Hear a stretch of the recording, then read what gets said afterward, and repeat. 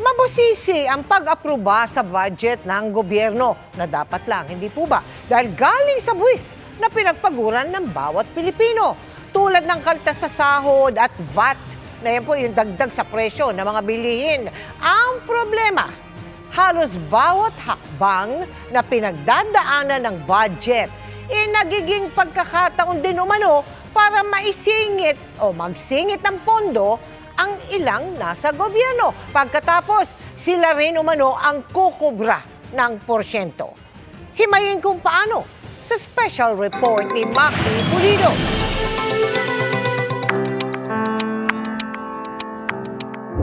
Saan nagsisimula ang korupsyon? Sa mga flood control project. Sa NEP pa lang ba, Mayor? Oo May naman. nagbabantay ng kontraktor? Oo naman, meron na. Meron ng sabwatan ng mga contractors, pati mga DPWH. NEP o National Expenditure Program ang panukalang budget na inihahanda ng Department of Budget and Management o DBM.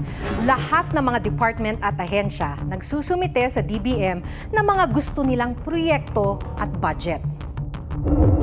Dahil may sabwatan umano ang mga politiko, DPWH at mga kontratista, dito pa lang daw nakakapagsingit na, sabi ng ilang civil society groups na nagbabantay ngayon sa budget deliberations. Yung ibang congressman or contractor na matatalino or mauutak, siguro ang gagawin nila ay para hindi mahalata na through insertion, sa NEP pa lang, isasama na nila yung project. Ang NEP isusumite ng DBM sa Kamara at dito may nagaganap umano ulit na hokus-pokus. Sa rules ng Kamara, kung pumasa na sa plenaryo ang isang panukalang batas, tulad ng national budget, hindi na pwedeng amyendahan.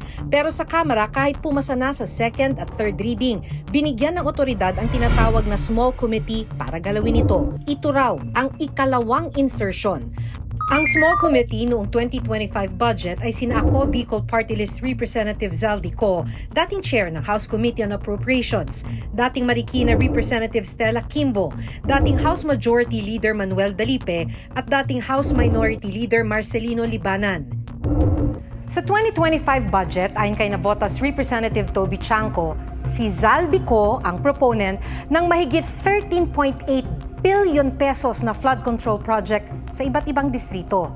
May tawag si Chanco sa ilang paraan kung paano nakakapagsingil ng pondo sa budget.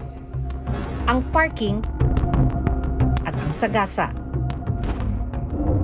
Ay, yung parking po, Your Honor, is nakiusap ka dun sa district congressman, Yes. pumayag yung district congressman. Yung sagasa po, Your Honor, is wala kang magagawa sa ayaw mo't sa gusto. Mula sa Kamara, ipapadala ang panukalang budget sa Senado para sa panibagong round ng deliberasyon at pag-amyenda. Para mapag-isa ang House at Senate version ng budget, bubuo ng Bicameral Conference Committee. Sabi ni Chanco, hanggang dito may nagaganap na pangmamagic. Kaya makikita mo siyang insertion kasi siningin tapos pumunta doon sa ibang distrito na hindi naman request ng congressman. Kung pasado na sa Kamara at Senado, lalagdaan na ito ng Pangulo at tatawagin ng General Appropriations Act o GAA.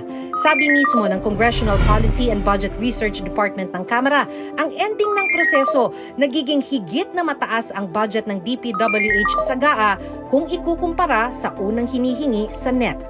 Ganyan ang nangyari noong 2021 hanggang 2025.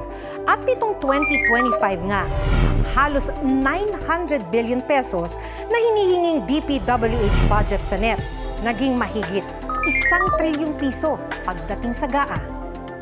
Sa oras na isang line item na, pwede nang simulan ng DPWH ang bidding para sa proyekto. Na ayon kay Baguio City Mayor Benji Magalong, kadalasan ay moro-moro. Even before the bidding, alam na kung sinong panalo. Ang unang qualification ng mananalong bidder is sino ba ang pinakamalaking magbigay ng porsyento. Ang next na parameter, sino sa inyo makapagbibigay ng pinakamalaking advance. Iba't iba ang modus ng bigayan ng kickback. Pwede raw na ang contractor magbibigay sa proponent o politiko o kaya taga DPWH ang kokolekta para ibigay sa politiko. Can you tell us before this committee kung gaano nakalaki ang dinalang pera ni Sally Santos sa office mo? Mula po nung 2022, billion na po Pwede ring ang politiko na mismo ang kontraktor o kaya ang taga-DPWH, kontraktor na rin kaya bibigyan na lang niya ng SOP ang politiko at babayaran ang nirentang lisensya ng construction company. Si Engineer Bryce Erickson po at si JP Mendoza. Nagpapahiram na po sila ng lisensya sa akin. So ako naman po, nagtiwala po dito sa dalawa na to na humanap po ng lisensya na gagamitin po sa mga proyekto nila. Iisipin ko po ba na isa pong opisyal ng DPWH na nire-respeto ay gagawa po ng ghost project. May porsyento rin ang congressman na pinaradahan ng inserted project na kung tawagin ay parking fee o pass-through.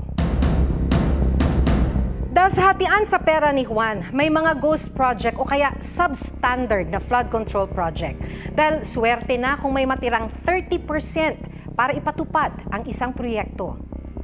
Maraming scheme kasi bulky yung peso. Kuminsan, ang gusto na ng funder is i-convert mo na deliver mo na into dollars o euros, kung anong denomination. Trivia time! Alam nyo ba kung gaano kabigat ang 1 bilyong piso? Ang bawat isang perang papel, tinatayang nasa 1 gramo ang bigat. Kung tig 1,000 piso yan, kailangan ng 1,000 piraso ng 1,000 peso bills para makabuo ng 1,000,000 piso.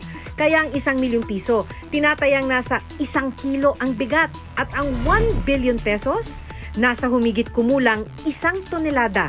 Talagang heavy gat.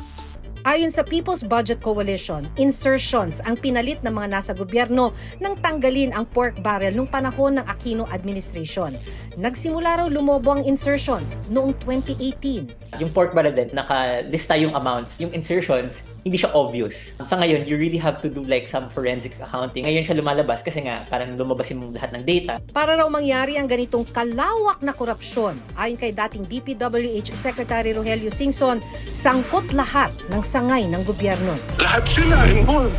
Lahat meaning legislative, Executive, lower house, Senate, executive. Let's face it, liwanag naman, di ba? Nagtuturuan na ngayon. The contractor was the linchpin na pinagsama lahat yan. Kaya sabi ni Magalong, isa itong highly organized crime syndicate sa ating gobyerno. Tinuro niyang isa sa mga mastermind ay si Congressman Zaldi Co. Pamilya ni Co ang may-ari ng SunWest Inc., isa sa 15 contractor na naka-corner ng 20% ng total budget para sa flood control projects sa nakalipas na 3 taon. Dati nang sinabi ni Co na nag-divest na siya ng interes sa kumpanya. Hirap na hirap silang banggitin pa yung isa sa mga mastermind nila dyan, si Saldi ko. Hirap na hirap pa silang banggitin. For some reason, hindi ko rin alam kung bakit takot na takot. Baka meron pa mas mataas sa kanya. Hindi naman basta-basta gagalaw yan. Nagulat naman daw si Co na nabanggit ni Magalong ang kanyang pangalan nang hindi sinasabi kung ano ang ginawa niya. Muli rin niyang itinangging nasa likod siya ng anumang katiwalian. Nabalitaan na raw niyang makakasama si Magalong sa Independent Commission na mag-iimbestiga ng flood control project. Pero nagsasalita na si Magalong laban sa kanya, patay sa chismis at haka-haka. Mahaba at masalimuot ang magiging investigasyon sa kontrobersya sa flood control projects. Kaya dapat maging mapagmatsyag sa ating pagbabantay sa kaban ng bayan. Para sa GMA Integrated News, ako si Maki Pulido, nakatutok 24 oras.